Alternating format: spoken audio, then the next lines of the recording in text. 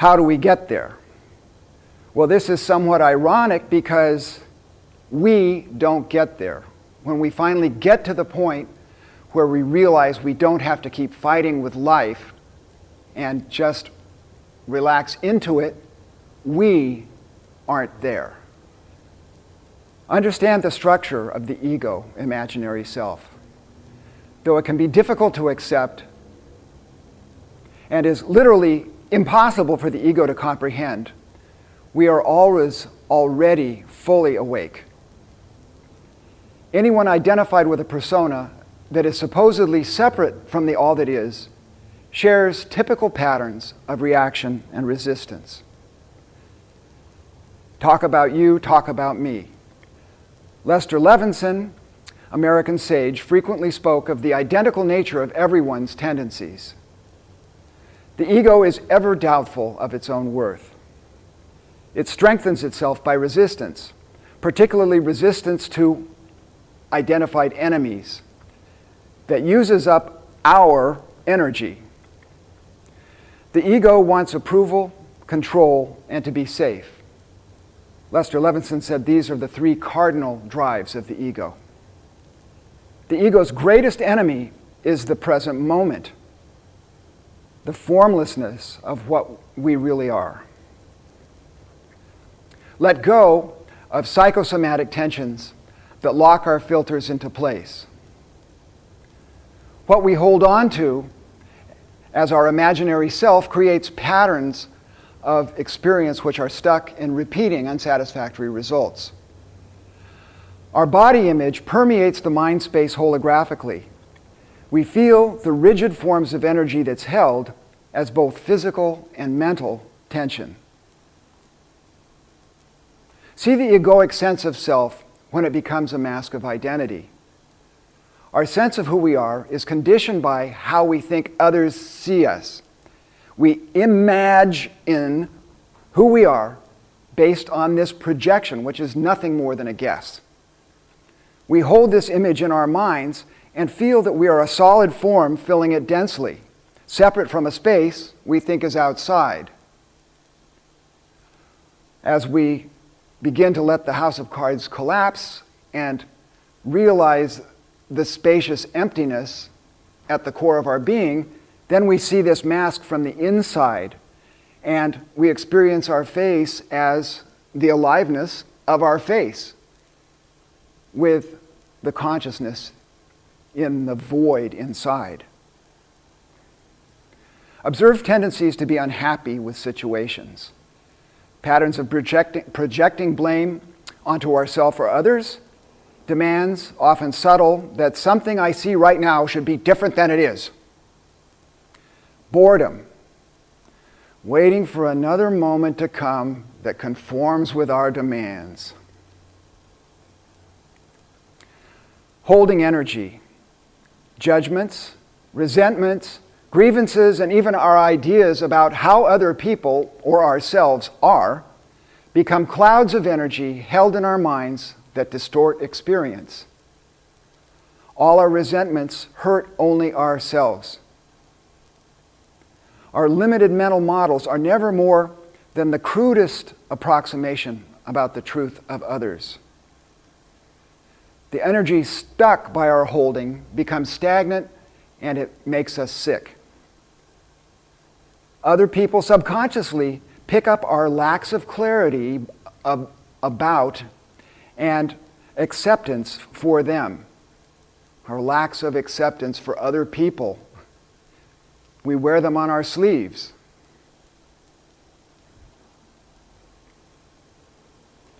The energy we're holding in our minds and in our very potent imaginations is split out of the present moment in a way that's related to our egoic self-image.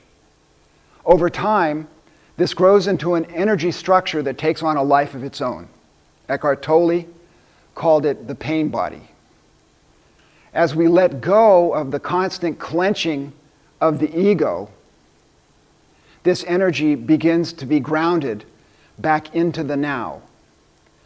The energy knows where it wants to go better than we do. Bring awareness to any problems without needing the ego to fix them.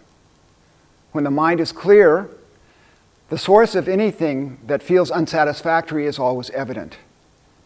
Simply seeing it instantly creates movement toward healing. Accepting a situation does not mean letting it continue as it is or believing that it will. Sense vibrant aliveness throughout our bodies and in the field around us. Place attention in any part of your body that you can think of. How does it feel? Move your breath from your point of observation through whatever you feel out to the space beyond it, and then back into the space within. Where is the boundary between the shapes of energy that you feel and the space around them?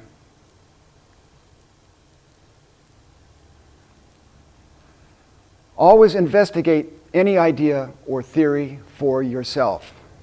You are the only expert on your own truth. Consider what you actually know about anything and how you came to know it. Allow not knowing to be okay. Allow curiosity about what is unknown, but without demanding answers. Hooked up. We are innately endowed with the ability to allow our minds to align with our inner nature. We are not separate from life, but part of a pristine, inviolable whole. When we're stuck, releasing tendencies to struggle allows more skillful means to arise. Staying open, curious, and vulnerable attracts help from unexpected people and sources. The truth of who we are and of how to live in alignment will emerge when we're honest with ourselves about what feels bad. How are you feeling today? Oh, I feel great! Not. Observe the flow of breath. Breathing is a formless, ever-changing activity and gives us fresh, vibrant energy when we bring attention to it. When we focus on our breath, we are free from the chronic stream of thinking and its linked habitual emotions, which we tend to identify as who we are. In fact, when we focus on our breathing, we can't entirely invest ourselves in the thought stream. It's a very good way of breaking out of thinkingness when we're stuck in it. Investigate who is breathing. Set an earnest intention to know the truth about freedom for you. As we release limitations and tendencies, our understanding of awakening deepens. Our attention has a powerful effect on what is drawn into our lives. Teachers and lessons will emerge spontaneously to meet that intention. Consciousness is self-liberating.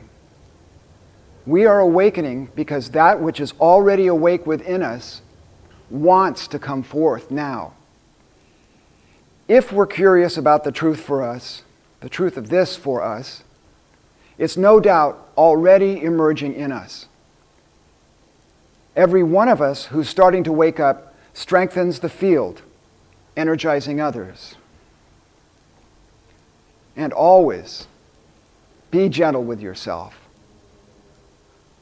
While it's vital to always do our best changes according to conditions.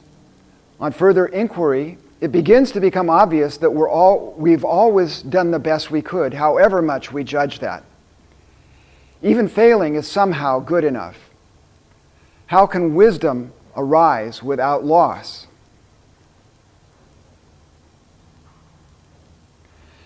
Every evolutionary leap life has ever made has been on the shoulders of crucial developments that made it possible.